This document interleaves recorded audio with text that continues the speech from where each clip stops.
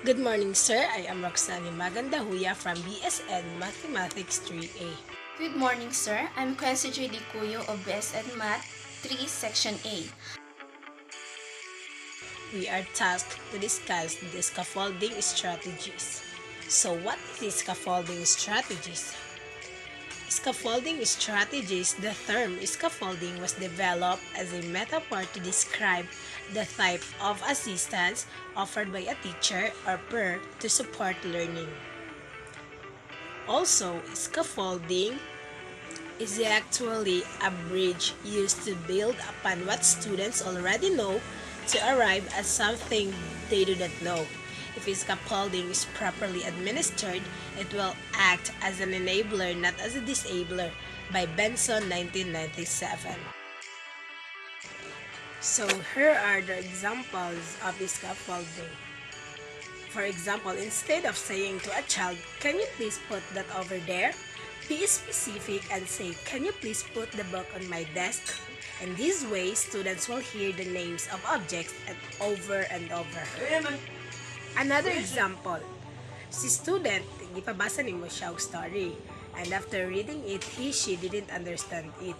So ikaw, as a future teacher, to the rescue dayon ka, you might use instructional scaffolding para paunti-unti ma-improve ilang reading ability until they can read the required text independently and without assistance.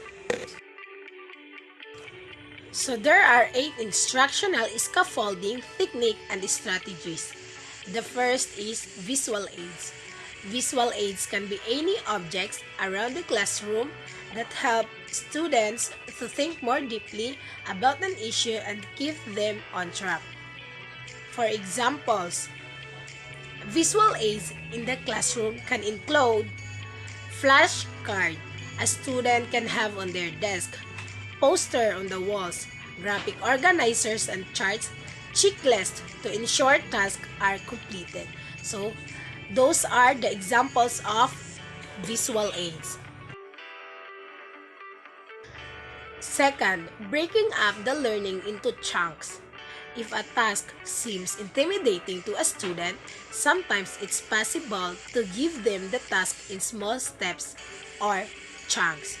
Examples include a road map, outlining a step-by-step path to completion, covering up the parts of the task that don't need to be focused on yet.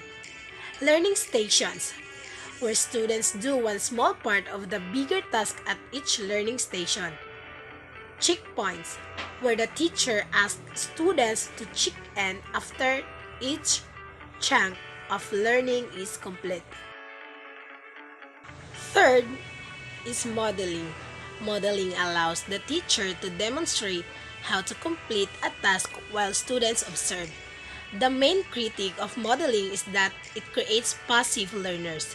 To offset this, encourage students to ask questions and ask the students questions yourself while you model the task. For example, fishbowl activities. A fishbowl activity is a task where a whole group of students stand or sit in a circle and watch a small group in the middle of the circle complete the task. It's an activity that promotes active listening and close observation of a task. Second, filming. The teacher films themselves completing the task, allowing the students to rewatch how the task was done as they attempt to copy it themselves. I'm going to continue the presentation of Miss Roxanne Dahuya. Thinking aloud. Thinking aloud helps students to process their thoughts.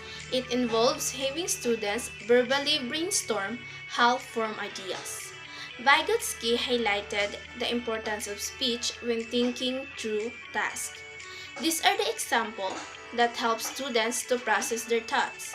First, students recording themselves talking about their thoughts on the topic. Teachers encouraging students speak during an activity. Third, questioning students of what they're doing at each steps. Fourth, encouraging students to ask their own question to deepen their knowledge. As a future teacher, You should ask your student and have your student explain to you what they're doing. Number 5. Using prior knowledge. When scaffolding a lesson, the teacher can help students by asking them to reflect on past knowledge and use it to solve a current problem.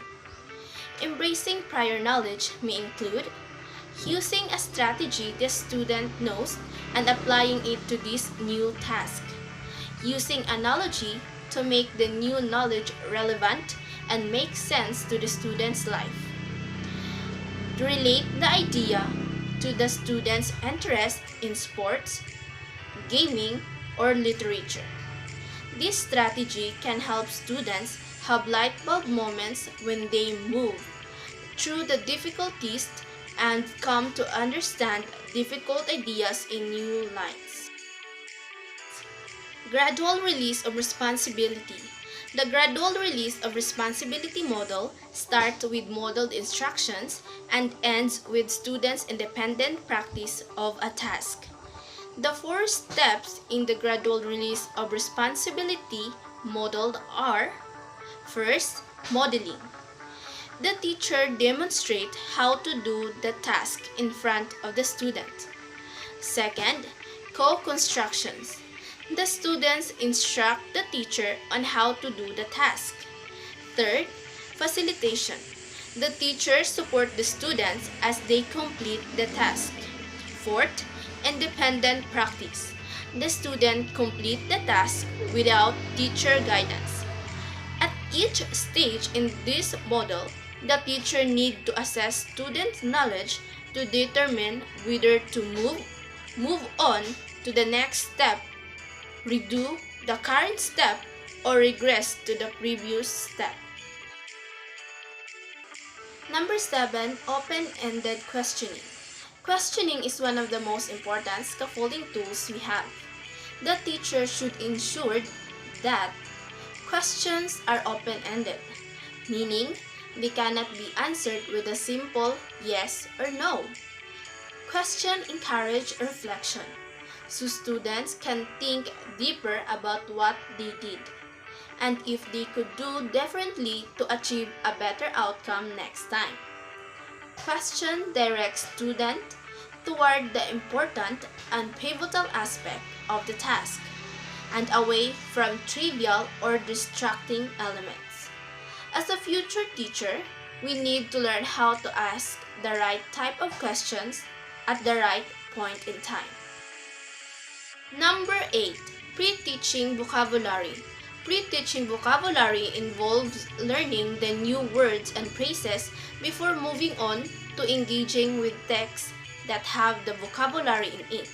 For example, a teacher could set for homework a vocabulary list that students need to learn the week before, using those terms in text for a future unit of work. So, scaffolding is important to the learning process of a student. It allows students to build confidence that help them tackle more difficult tasks. Motivation and momentum. Scaffolding can help motivate students to succeed. As students become more proficient, they desire to learn more and more about the subject.